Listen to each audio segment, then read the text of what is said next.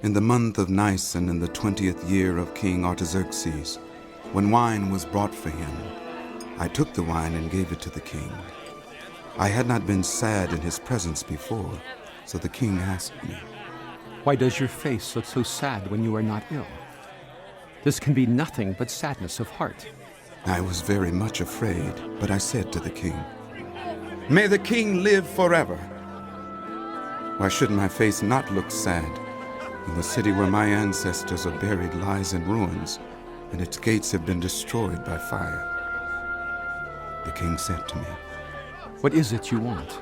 Then I prayed to the God of heaven, and I answered the king, "If it pleases the king, and if your servant has found favor in his sight, let him send me to the city in Judah where my ancestors are buried, so that I can rebuild it."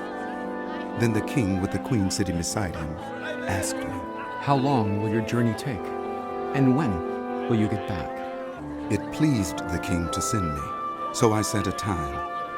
I also said to him, "If it pleases the king, may I have letters to the governors of Trans-Euphrates, so that they will provide me safe conduct until I arrive in Judah?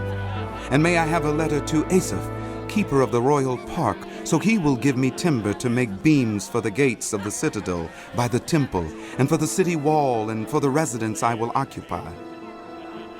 And because the gracious hand of my God was on me, the king granted my requests. So I went to the governors of Trans-Euphrates and gave them the king's letters. The king had also sent army officers and cavalry with me.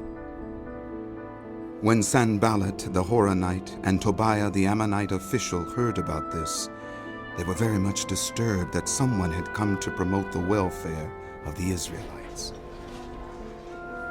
I went to Jerusalem, and after staying there 3 days, I set out during the night with a few others.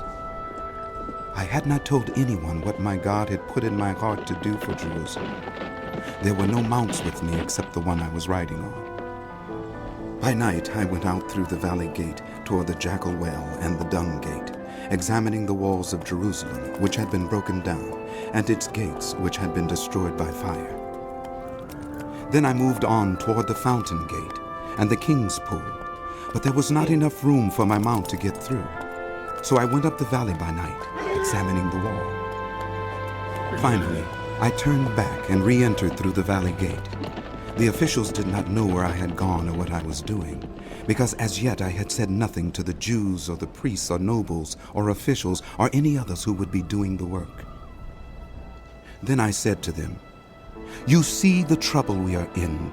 Jerusalem lies in ruins, and its gates have been burned with fire. Come, let us rebuild the wall of Jerusalem, and we will no longer be in disgrace."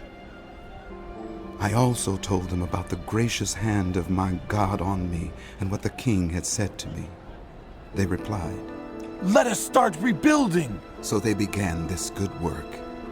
But when Sanballat the Horonite, Tobiah the Ammonite official, and Geshem the Arab heard about it, they mocked and ridiculed us. "What is this you are doing?" They asked. "Are you rebelling against the king?" I answered them by saying, "The God of heaven will give us success. We, his servants, will start rebuilding, but as for you, you have no share in Jerusalem or any claim or historic right to it."